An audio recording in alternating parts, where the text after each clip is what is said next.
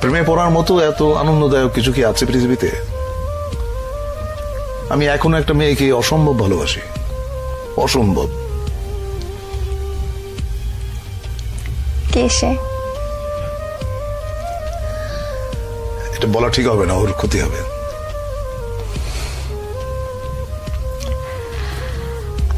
আমরা কি চিনি? চেনো হয়তো। আপনার কাছে প্রেমের সংজ্ঞাটা কি? প্রেম আপনি কিভাবে অনুভব করেন? প্রেম হচ্ছে স্বর্গীয়। এইটা মানুষের ভেতরে প্রেমের যে অনুভূতি, এটা পবিত্র এবং স্বর্গীয়। প্রেমের চাইতে ভালো বিষয় মানব ইতিহাসে নাই। আমি শুধু মানুষের প্রেমের কথা বলছি না। একটা মানুষ একটা বৃক্ষের সঙ্গে প্রেম করতে পারে, একটা মানুষ তার বাসার জানালার পাশে যে গাছটি আছে সেখানে যেটা দোয়েল পাখি বসে, সে তারও প্রেমে পড়তে পারে, তাই না? সাধারণত আমরা প্রেম বলতে বুঝি খুব ছোট্ট কথা, সেটা হচ্ছে যে একটা ছেলে একটা মেয়ে। ব্যাপারটা কিন্তু সেরকম না, তাই না? ধরো যেমন আমাদের প্রফেট, তার সঙ্গে আল্লাহর যে প্রেম, এটাকে তুমি কিভাবে ডিফাইন করবে? এটা ডিফাইন করা সম্ভব না। You have to feel it in your heart. প্রেম হচ্ছে এরকম। আমি একটু মানব প্রেমের মধ্যেই থাকছি। অনেকে বলেন যে প্রেমে পড়লে হৃদয়ে হার্টে ব্যথা করে, অনেকের পেটে ব্যথা করে, অনেকের মাথায়ও ব্যথা করে। তো আপনার ক্ষেত্রে প্রেমে পড়লে সেই ব্যথাটা কেমন? সেটা তোমার মনে হয় যে পেটের উপর একটা প্রজাপতি নাচতেছে, এবং প্রেমের ব্যথার মতো এত মিষ্টি ব্যথা বোধহয় পৃথিবীতে নাই। তো প্রজাপতি নাচলে কেমন লাগে সেটা একটু আপনার কাছ থেকে শুনি। এটা তোমার সুরসুরি জাতীয় একটা জিনিস, এটা আসলে বোঝানো সম্ভব না। তুমি হয়তো কাউকে ভালোবাসো বা কারো প্রেমে পড়েছো, তুমি তোমারটা তোমার মতো করে বুঝবে, আমি আমারটা আমার মতো করে বুঝবো। আচ্ছা, আপনার ওই যে ক্যামেরাম্যান যে আছে এখানে, কি নাম তোমার? হ্যাঁ, ছোটন। ছোটন। ছোটন ওর প্রেমের অনুভূতি কি এটা ও বুঝবে, ওটা তো আমি বুঝবো না। আমি যখন বালক ছিলাম তখন প্রেম বলতে যেটা বুঝতাম, পরিণত বয়সে এসে আমি দেখলাম প্রেম আসলে অন্যরকম। পার্থক্যটা কি? পার্থক্যটা অনেক অনেক অনেক। আমাদের ধরো যেমন প্রথম প্রেমের যে অনুভূতি, সেটা হচ্ছে যে বই পড়ে, শরৎচন্দ্র বা বঙ্কিমচন্দ্র পড়ে প্রেম সম্পর্কে একটা ধারণা মাথায় ছিল। ওইটা আসলে প্রেমের অনুভূতি না। প্রেমের অনুভূতি একেবারেই অন্যরকম, একেবারেই। এটা এক একজনের কাছে এক এক রকম, এটা কেউ কাউকে বলে বোঝাতে পারবে না।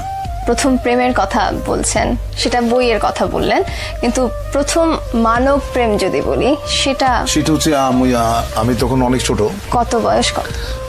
বয়স কত হবে তখন? এই ধরো 14-15।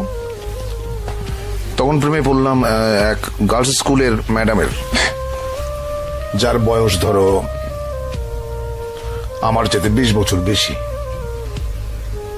ওইটা আমার প্রথম প্রেমে পড়া। প্রেমে বহুবার পড়েছি, বহুবার। প্রেমে পড়ার মতো আনন্দ বোধ আর কিছুতে নাই। কিন্তু একটা জিনিস মাথায় থাকতে হবে, সেটা হচ্ছে যে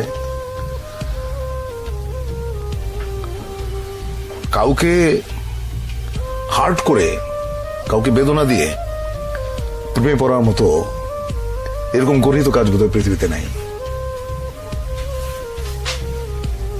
তুমি যখন কাউকে ভালোবাসবে,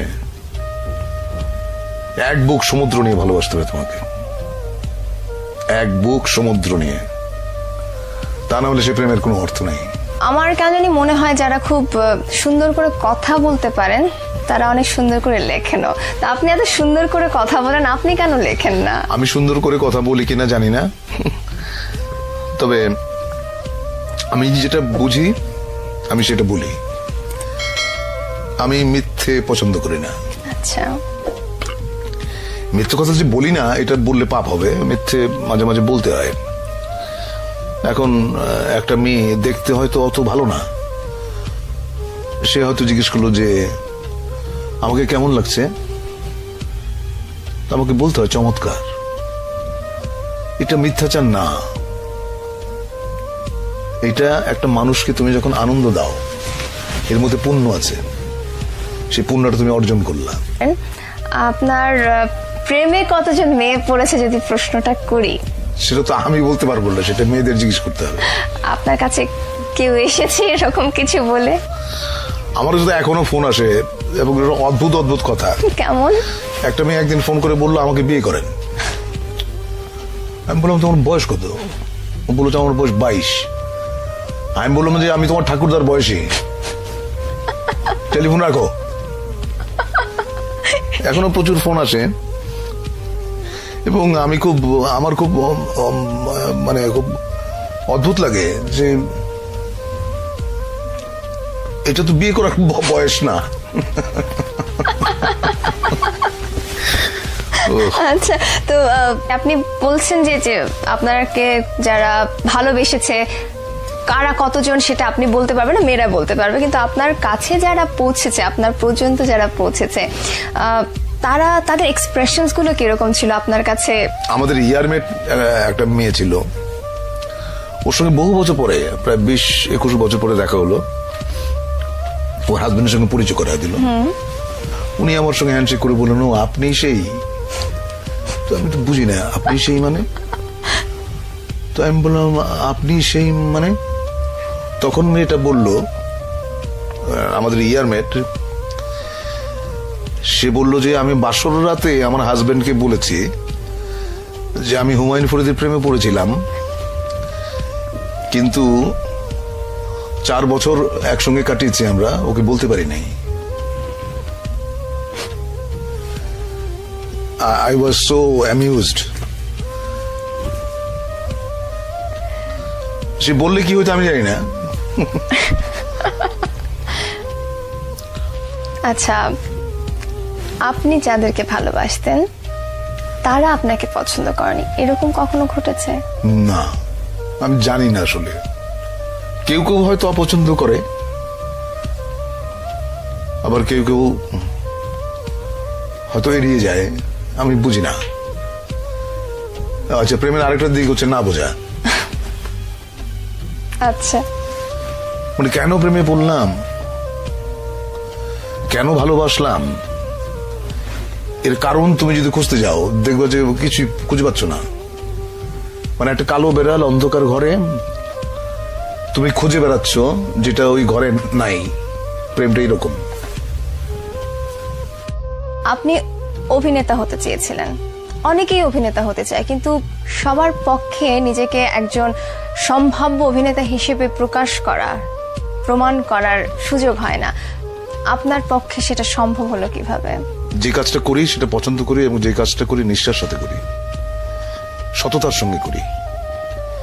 সে কারণেই বোধহয় আমি মোটামুটি বলতে পারো যে অভিনেতা হিসেবে নিজেকে দাঁড় করাতে পেরেছি। ঢাকা থিয়েটারের সাথে, মঞ্চের সাথে আপনি যুক্ত হলেন কিভাবে? সেটা খুবই ইন্টারেস্টিং একটা ব্যাপার। সেটা হচ্ছে 1977 সালে জাহাঙ্গীরনগর বিশ্ববিদ্যালয়ে আমি তখন নাট্য সম্পাদক। তখন আন্তঃহল একটা নাট্য প্রতিযোগিতা অ্যারেঞ্জ করলাম।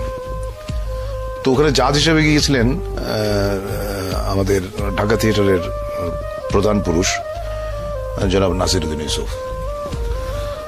উনি আমার লেখা, আমার ডিরেকশন এবং আমি ছোট্ট একটা চরিত্রে অভিনয় করেছিলাম। ওটা দেখে নাটক শেষে যাওয়ার পরে বললেন যে আমাদের ঢাকায় একটা দল আছে, দলটার নাম ঢাকা থিয়েটার, আপনি যদি জয়েন করেন আপনার ভালো লাগবে। তারপরে সেলিম ভাইকে বললাম, সেলিম আল দিন, সেলিম ভাই আমাকে নিয়ে গেল। ওইভাবে ঢাকা থিয়েটারে আসা। সেটা কোন সাল? সেটা 77 সাল। সেই সময় ঢাকা থিয়েটার, বর্তমানের ঢাকা থিয়েটার, দুটোর মধ্যে যদি একটু তুলনা করতে এখন বলি। আমরা যখন ছিলাম একসঙ্গে, এতগুলো একঝাক তরুণ মেধাবী অভিনেতা, তাদের সঙ্গে আমি কাজ করেছি, সেটা ছিল ঢাকা থিয়েটারের স্বর্ণযুগ। এখন আমি থিয়েটার ওইভাবে দেখি না, মাঝে মধ্যে যাই, ওই গেলে একটা সমস্যা হয় যে সবাই এসে মানে সবাই এসে এমন ভাবে বিরক্ত বলবো না, এমন ভাবে ধরে আমাকে যে আবার একটু অভিনয় করেন মঞ্চে, আমরা দেখতে চাই। অনেকেই বলে যে আমরা আপনার মঞ্চের অভিনয় দেখি নাই, দেখতে চাই। তখন খুব বিব্রত হই, কারণ আমি জানি আমি মঞ্চে আর কোনোদিন কাজ করব না। কারণ মঞ্চে কাজ করার জন্য যেই ধরনের প্রাণ শক্তি লাগে সেটা হয়তো আমার আছে, কিন্তু আরেকটু বেশি থাকলে হয়তো করতাম। সেই প্রাণ শক্তিটা একজন অভিনেতা কোথা থেকে নিয়ে আসতে পারে আপনার মনে হয়? কিভাবে নিজেকে তৈরি করতে পারে? দেখো, ওই গিরিশ ঘোষ না কার জন্য একটা কথা আছে, দেহপট শনে নট সকলই হারায়। কারণ অভিনয় করতে একটা সুস্থ শরীর লাগে, একটা সুস্থ কণ্ঠস্বর লাগে। এখন শরীরের সামর্থ্য থাকতে হবে তো, কারণ মঞ্চে অভিনয় করতে গেলে অনেক অনেক পরিশ্রম করতে হয়। তো সেই জায়গাটা ওই আমি বোধহয় হারিয়ে ফেলেছি। আমার মনে আছে কেরামত মঙ্গল নাটকে আমার একটা এপিসোড ছিল প্রায় 40 মিনিটসের, মানে এক নাগারে সংলাপ বলে যাওয়া। এবং তখন তো মহিলা সমিতিতে তোমার ছিল না, এই এয়ার কন্ডিশনার ছিল না, প্রচুর ঘাম হতো, এবং আমার 1 থেকে 1.5 পাউন্ড ওজন কমে যেত প্রত্যেকটা শোতে, এত পরিশ্রম।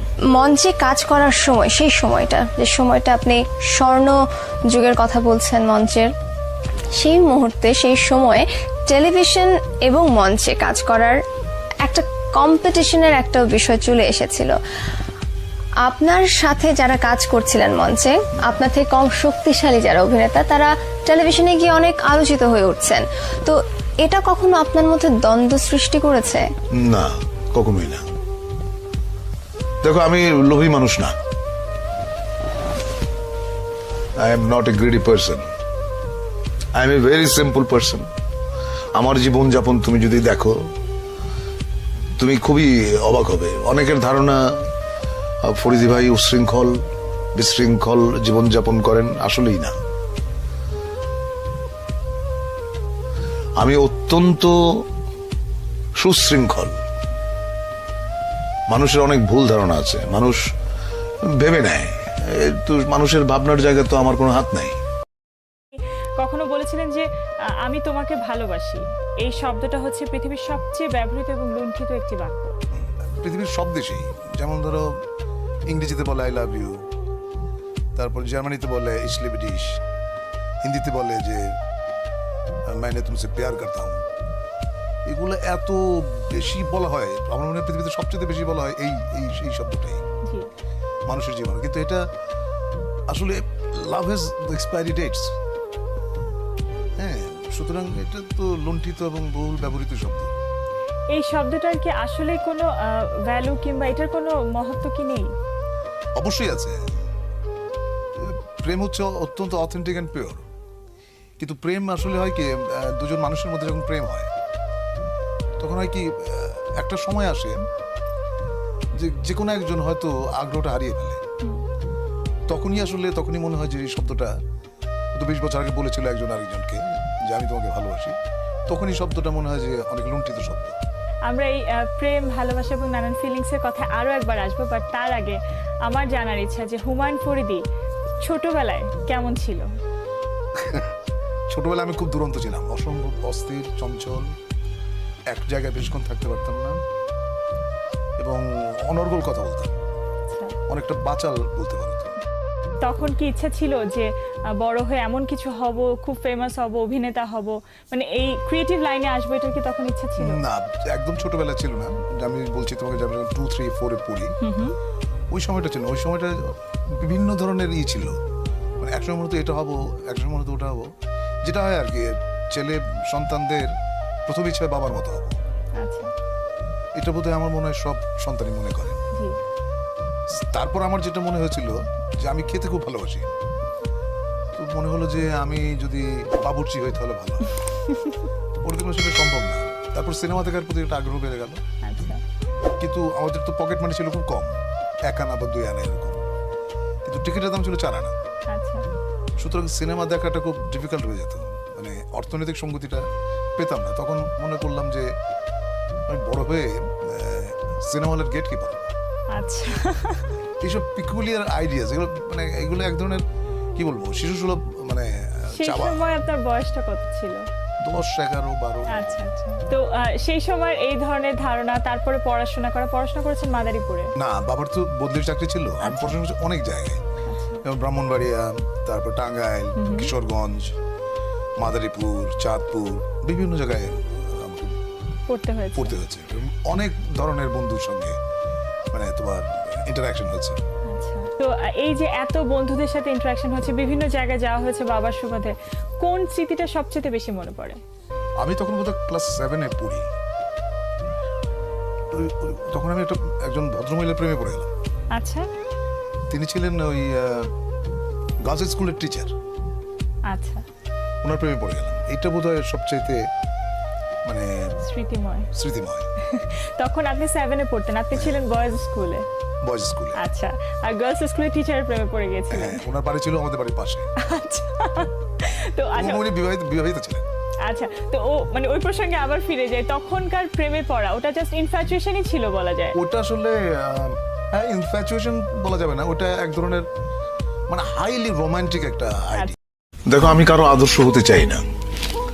আমার পরামর্শ হচ্ছে যে তুমি যা করো বুঝে করো, সততার সঙ্গে করো, তাহলে সাফল্য অনিবার্য। I can guarantee. আপনাকে অশেষ ধন্যবাদ।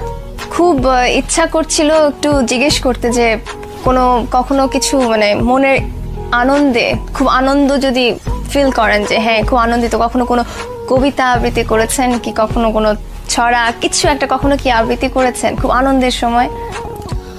আনন্দের সময় গান গাই, আনন্দের সময় হো হো করে হাসি, আনন্দিত হলে তোমার মানে কাকে কাকে বলবো মানুষ খুঁজি আচ্ছা, নিরন্তর। তো যেহেতু বললেন আপনি গান গান, একটু কি আমাদের 2 লাইন আমাদের জন্য? দেখো, আমার সুর এত বাজে যে গান গাইলে তোমার এই অনুষ্ঠানের জন্য সেটা অপমান হবে। আচ্ছা, 2 লাইন আবৃত্তি করবেন আপনার প্রিয় কবিতা? হ্যাঁ, সেটা করতে পারি। রেখো মা দাসের মনে এ মিনতি করি পদে, সাধিতে মনের স্বাদ ঘটে যদি পরমাদ, মধুহীন করোনা গো তব মনক নদে, জন্মিলে মরিতে হবে অমর কে কোথা কবে, চিরস্থির যেন নীর হায় রে জীবন নদে।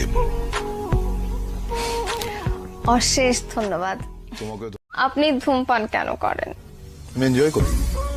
কিন্তু এটা যে ক্ষতিকর এটা তো আপনি জানেন। হ্যাঁ জানি, মানুষ অনেক সময়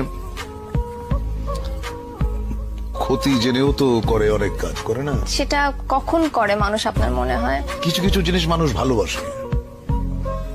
হ্যাঁ, যেমন ধরো তুমি যে কানে যেটা পড়ে আছো এত বড়, তুমি পছন্দ করো বলে এটা পড়ে আছো, কিন্তু এটা যে কানটাকে টেনে তোমাকে অস্বস্তি দিচ্ছে, ওইটুকু যন্ত্রণা তুমি কিন্তু সহ্য করছো। তো ধূমপানটাও অনেকটা ওই রকম। আসলে আমি ধূমপান করি এবং যে জন্য আমি বলতে পারবো না যে ধূমপান আপনারা কেউ করবেন না, এটা আমি বলতে পারবো না। আমি যেদিন ধূমপান ছেড়ে দেব সেদিন হয়তো সবাইকে বলবো যে ভাই ধূমপান করবেন না, এটা স্বাস্থ্যের পক্ষে ক্ষতিকর। আমি জেনে শুনে তারপরও কি আমি ওই ক্ষতি যেটা করছে, আমাকে ধ্বংস করছে যে জিনিসটা ভেতরে ভেতরে, আমি তাও কন্টিনিউ করে যাব? দেখো, কিছু কিছু জিনিস আছে যেগুলো মানে রেজিস্টেবল না, তুমি সেটাকে কখনোই বন্ধ করতে পারবে না। সেটা তোমার জীবনের সঙ্গে এমন ভাবে জড়িয়ে গেছে যে ওটা যদি তুমি ছেড়ে দাও তাহলে হয়তো তোমার ভালো লাগবে না, তুমি অসুস্থ হবে, আর নিজেকে ঠকানোর তো কোনো কারণ নেই। আচ্ছা, আপনি যাদেরকে ভালোবাসতেন তারা আপনাকে পছন্দ করেনি, এরকম কখনো ঘটেছে? না, আমি জানি না। আসলে কেউ কেউ হয়তো অপছন্দ করে, আবার কেউ কেউ হয়তো এড়িয়ে যায়, আমি বুঝি না। আচ্ছা, প্রেমের আরেকটা দিক হচ্ছে না বোঝা। আচ্ছা, মানে কেন প্রেমে পড়লাম, কেন ভালোবাসলাম, এর কারণ তুমি যদি খুঁজতে যাও দেখবে যে কিছু খুঁজে পাচ্ছ না। মানে একটা কালো বেড়াল অন্ধকার ঘরে তুমি খুঁজে বেড়াচ্ছ যেটা ওই ঘরে নাই। প্রেমটা এরকম। আর কিছু কিছু পরিবর্তন মানুষের জীবনে আসে যেটা সে কখনোই চায় না, কখনোই আশা করে নাই। এরকম অনেক জিনিস ঘটে, সেটা আমার জীবনে বহুবার ঘটেছে। আমি যেটা করতে চেয়েছি সেটা করতে পারিনি। আমি যাকে আঁকড়ে ধরতে চেয়েছি সে আমাকে ফেলে চলে গেছে, বা যাকে আমি স্নেহ দিতে গেছি সে আমাকে ঘৃণা করেছে। এইটা তুমি আমার মেয়ের বয়সী, বুঝবে আমি এখন তোমাকে কি কথা বললাম। দুরাশা কিন্তু ভালো জিনিস না। দুরাশা বলতে আমি বলছি এইটা যে তুমি এমন কিছু আশা করবে না যেটা তোমার নাগালের বাইরে। দুরাশাটা করতে নেই। আশা করো যা তোমার ক্ষমতার ভেতরে আছে, যা তুমি অর্জন করতে পারবে, যা তুমি গ্রহণ করতে পারবে। ওইটুকু আশা নিয়েই মানুষ বাঁচে। অনেক সময় অনেক আশাই পূর্ণ হয় না। অনেক সময় তুমি আশা করো নাই এমন জিনিস ঘটে যায়। তুমি যখন কাউকে ভালোবাসবে,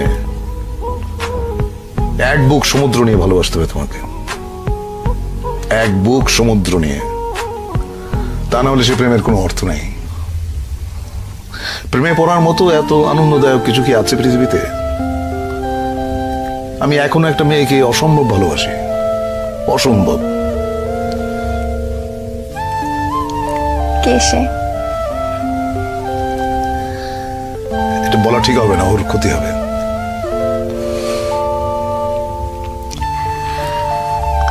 আমরা কি চিনি?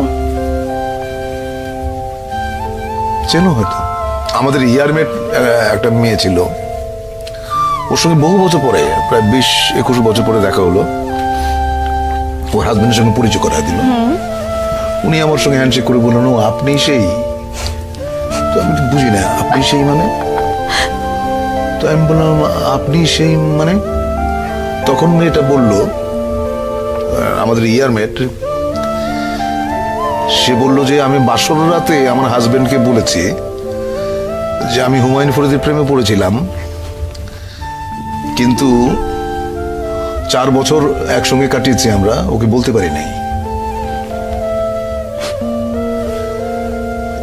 I was so amused. সে বললে কি হইতো আমি জানি না। আপনার কাছে প্রেমের সংজ্ঞাটা কি? প্রেম আপনি কিভাবে অনুভব করেন? প্রেম হচ্ছে স্বর্গীয়। এইটা মানুষের ভেতরে প্রেমের যে অনুভূতি, এটা পবিত্র এবং স্বর্গীয়। প্রেমে বহুবার পড়েছি, বহুবার। প্রেমে পড়ার মতো আনন্দ বোধে আর কিছুতে নাই।